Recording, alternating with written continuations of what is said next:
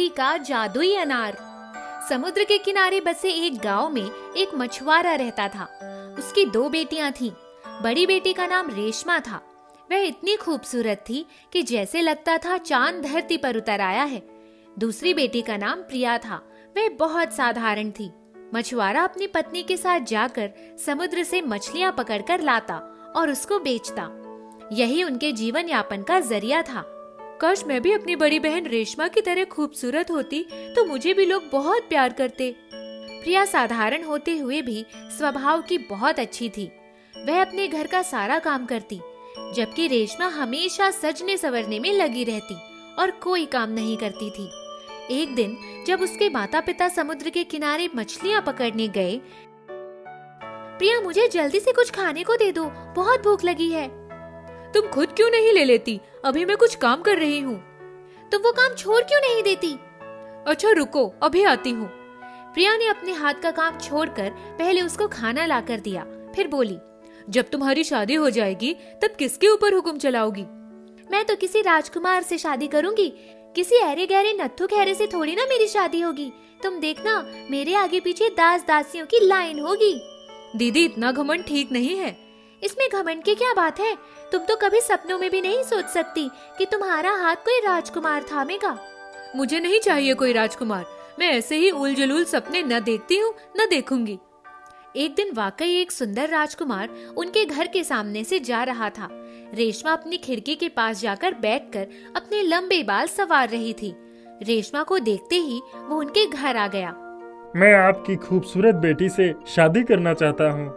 शादी का प्रस्ताव सुनते ही उसके माता पिता बहुत प्रसन्न हुए। कुछ ही दिनों में उन दोनों का विवाह कर दिया। प्रिया सब कुछ देखती रही। रेशमा कितनी किस्मत वाली है। वो जैसा चाहती थी वैसा ही राजकुमार उसको मिल गया। एक दिन उसकी माँ, मुझे तो यही चिंता खाई जा रही है कि इसकी शादी कहाँ होगी। भगवान ने इसे भी रेशमा की तरह रूपवान बनाया होता तो इसकी किस्मत भी संवर जाती। तुम चिंता क्यों करती हो? रूप रंग ना सही, उसके गुणों की वजह से ही उसे भी कोई मांग कर ले जाएगा। प्रिया के दिल में आया कि वो जाकर समुद्र में छलांग लगा दे। जब माँ ही ऐसा सोचती है तो इस जीवन का कोई फायदा ही नहीं। वो अपने घर से निकल गई। समुद्र के किनारे जाते जाते उसे काफी देर हो गई। रात हो गई। प्रिया एक जगह बैठी रही, सारी बातें याद करके रोने लगी। तभी उसने एक अजीब सी चीज देखी। उसने देखा कि एक सुंदर सी सुनहरी पंखों वाली परी समुद्र के किनारे खड़ी थी। वह समुद्र की मछलियों से बातें कर रही थी। वह अपना दुख भूलकर दबे कदमों से उनके पास जाकर पहुंच गई। जब वह नजदीक गई तब उसने देखा कि वो एक खूबसूरत परी थी। उसकी आंखें बिल्कुल सुनहरी और गहरी थीं। पंख सुनहरे थे और वह मछलियों से बातें कर रही थी। प्रिया की उत्सुकता और बढ़ गई। वह उसके पास गई और उसने कहा, आप कौन हैं और मछलियों से आप बातें कैसे कर रही हैं? यह सब देखकर मुझे बहुत हैरानी हो रही है। बहुत सालों पहले मैं इन मछलियों में से एक थी। जब पूर्णिमा की रात को समुद्र के किनारे सारी परियां आती थी और देर रात तक नाच गाना और हंसी मजाक करती थी तो मुझे बहुत अच्छा लगता था। एक बार मैं समुद्र में से निकलकर उनके पास आ पहुंची और उनका गाना और नृत्य देखते देखते बहुत देर पानी से बाहर रहने के कारण मेरी बेहोशी से आ गई। एक परी की नजर मुझ पर पड़ी और उसने मुझे अपनी हथेली पर उठा लिया और मुझ पर पानी डाल दिया। तब मैं चैतन्य हो गई। मैंने उनसे कहा, आप मुझे अपने साथ परीलोक ले चलो। तुम तो मछली हो, परीलोक नहीं जा सकती। पर मैंने उनसे विनती की और वह मेरी बात मान गई।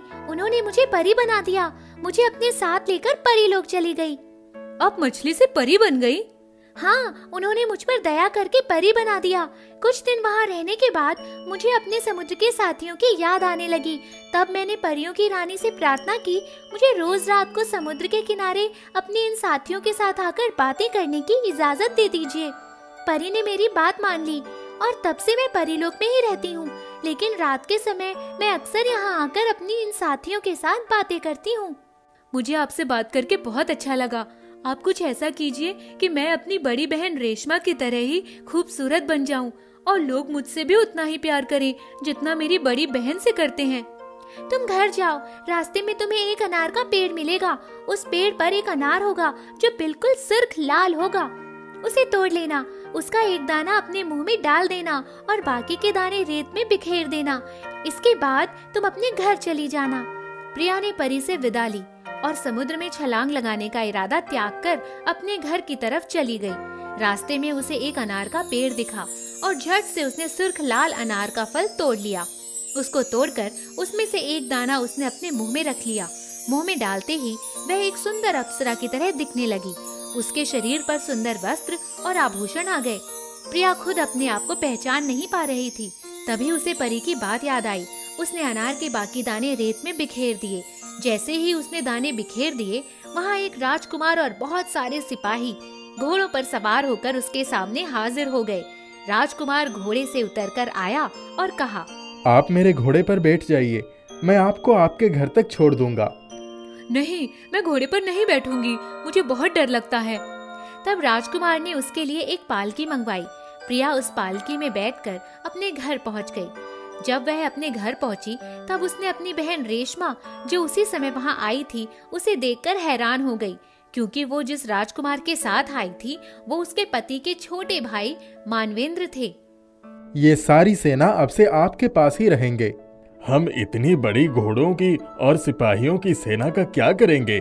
आप इन्हें वापस ले लीजिए। उन्होंने जैसे ही उन्हें वापस जाने का आदेश दिया, राजकुमार घोड़े से उतर आया और उसने प्रिया का हाथ थाम लिया। मैं तुमसे शादी करना चाहता हूँ। रेशमा ने ये सब सुना तो ईर्ष्या से उसका मुंह लाल हो गया।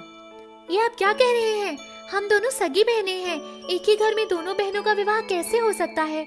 मुझे ये नहीं पता था कि ये आपकी ही बहन है, वरना मैं कभी भी इसके साथ विवाह करने का प्रस्ताव नहीं रखता। उसी समय सुनहरे पंखों वाली परी प्रकट हो गई और कहा, ये किस जगह कहा गया है कि दो बहनों का विवाह एक ही घर में नहीं हो सकता? परी रानी, क्या हमारा विवाह संभव है? बिल्कुल संभव है। ये तो रेशमा के बनाए हुए अपने नियम है, क्योंकि वो बचपन से ही प्रिया को अपने से नीचा समझती रही है। प्रिया ने हमेशा उसकी ज्यादतियां सही हैं। रेशमा की गर्दन शर्म से झुक गई। उसने परी से माफी मांगी और अपनी बहन प्रिया से भी। प्रिया, परी के आदेश को नहीं टाला जा सकता। यह सुनकर प्रिया शर्म से लाल हो गई। उसके माँ बाप को तो जैसे मुंह मांगी मुराद मिल गई हो। उसके माता पिता ने प्रिया का विवाह राजकुमार से करवा दिया। प्रिया की किस्मत में भी राजकुमार ही लिखा होगा। मूर्ति वाली परी। बहुत समय पहले की बात है। एक राजा था। उसके राज्य में प्रजा बहुत सुखी थी। रात के समय यह देखने के लिए कि उसकी प्रजा में कोई दुखी तो नहीं है, राजा अपना भेष बदलकर पूरे राज्य का भ्रमण करता था। जहाँ कहीं भी उसको कोई दुखी इंसान दिखता था, दूसरे दिन वह अपने राज्य में आकर उसको बुलवा भेजता। उसके सारे दुख दूर कर देता था, चाहे पैसे से हो, चाहे शक्ति से हो, या चाहे रिश्तों से हो। सब उसको बहुत मानते थे। उनके जीवन का सबसे बड़ा दुख था कि शादी के 10 साल बाद भी उनके घर में कोई संतान नहीं थी। मैं जरा बगीचे में जा रही हूँ। तुम्हें इन परियों को फूल माला से सजाकर क्या खुशी मिलता है? वही जो आपको अपनी दुखी प्रजा को सुखी करके मिलता है। राजा मुस्कुराकर उठ गए और दरबार में चले गए। रानी ने अपने महल के चारों तरफ बने बगीचे में बहुत सारी संगमरमर की मूर्तियां लगवा रखी थी। उसको परियों से बहुत प्रेम था, इसीलिए उसने 7 मूर्तियां परियों की बनवा रखी थी।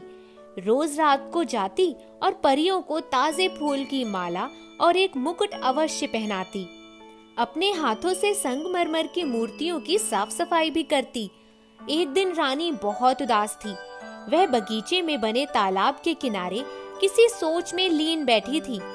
तभी एक परी उसके सामने आई और कहा, आप इतनी उदास क्यों हैं? वह चौंक गई, क्योंकि अभी अभी उसने जो फूलों की माला और मुकुट एक परी को पहनाया था, ऐसा लगा यह वही माला और मुकुट है जिसको पहनाकर वह आई है। आपने मुझे पहचाना नहीं।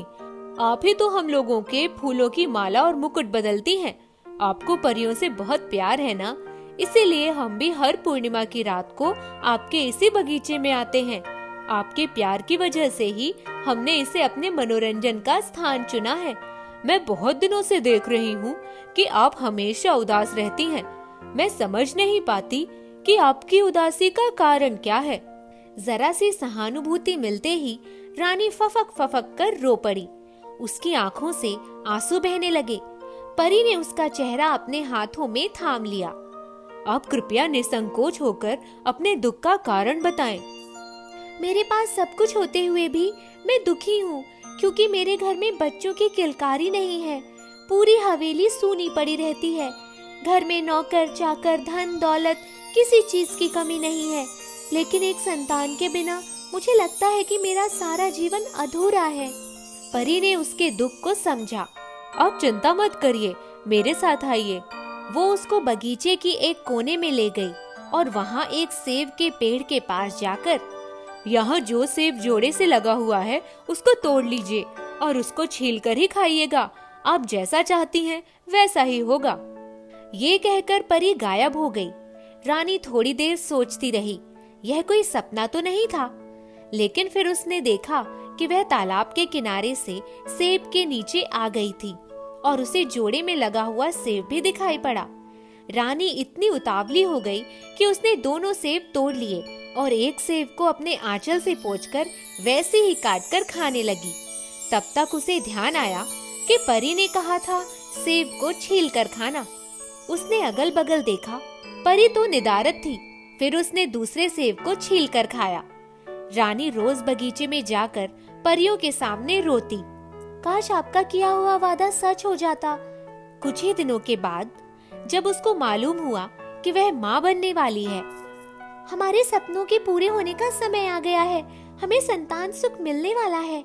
राजा बहुत खुश हुआ।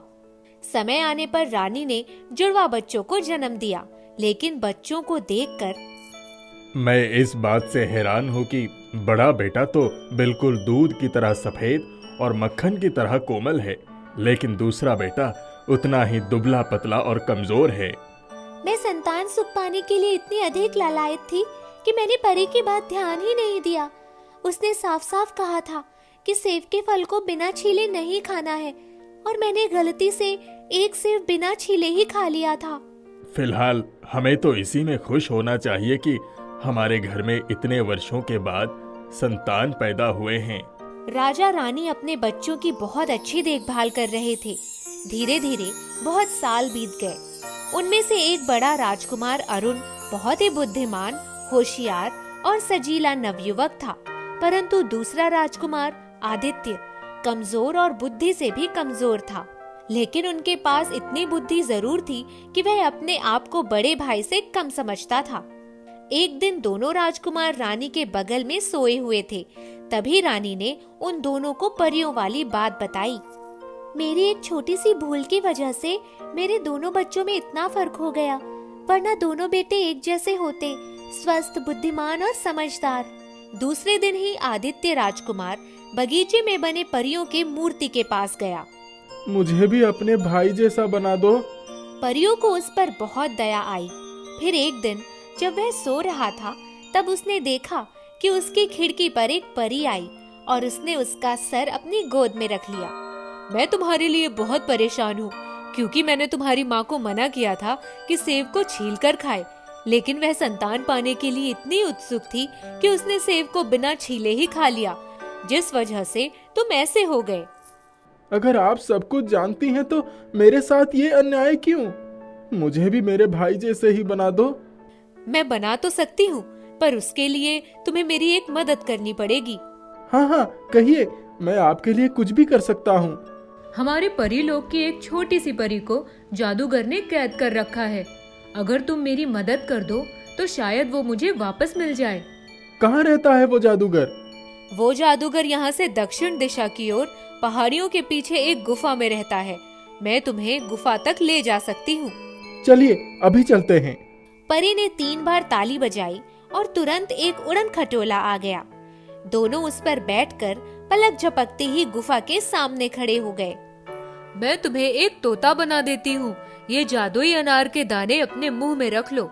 जैसे ही वो जादूगर दिखे, उसके बालों में डाल देना। वो तुरंत सो जाएगा और कम से कम कुछ महीनों तक सोता रहेगा। तुम छोटी परी को गुफा के बाहर ले आना। मैं बाहर ही तुम्हारी प्रतीक्षा करती रहूंगी।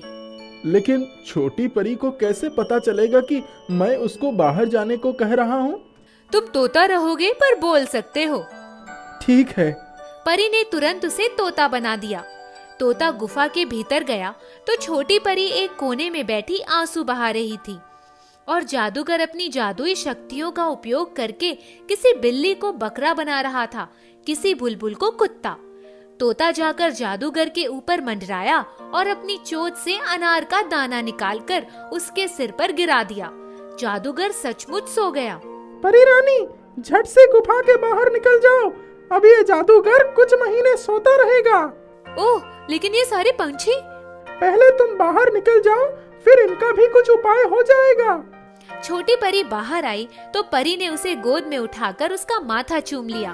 मेरे सभी दोस्तों को उस दुष्ट जादूगर ने जानवर और पंछी बना दिया है। तुम तुरंत उड़न खटोले में बैठ जाओ और छोटे राजकुमार आदित्य, तुम ये दाने लेकर गुफा के भीतर जाकर उस जानवर के ऊपर डाल देना, सब अपने असली रूप में आ जाएंगे। तोते ने वैसा ही किया। सब जानवर बच्चों में बदल गए और गुफा के बाहर आ गए।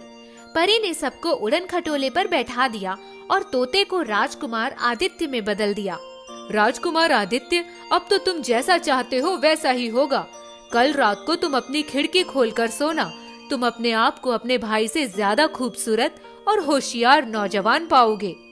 दूसरे दिन राजकुमार आदित्य परी के आदेश के अनुसार अपने कमरे के सारे दरवाजे खिड़कियां खोलकर सोया। उसकी आंखों में नींद नहीं थी। जैसे ही हल्की सी झपकी आई, उसे लगा जैसे कोई बहुत ही ठंडी सी लहर, जैसी कोई चीज उसके शरीर में प्रवेश कर रही हो, और धीरे धीरे उसे नींद आ गई।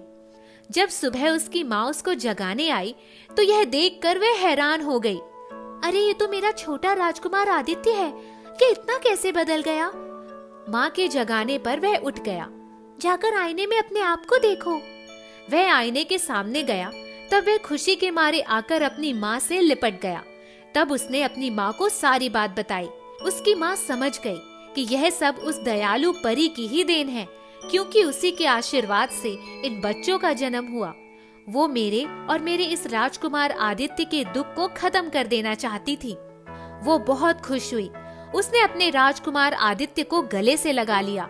दोनों तुरंत बगीचे में गए और वहाँ जाकर उन्होंने परियों की मूर्ति के सामने बहुत बहुत धन्यवाद किया। परी माँ, आज के बाद मैं ही इन सारी मूर्तियों की देखभाल भी करूंगा और सारी सफाई भी करूंगा। रोज गुलाब के फूल की माला तथा एक नया मुकुट आपके माथे पर सजाऊंगा।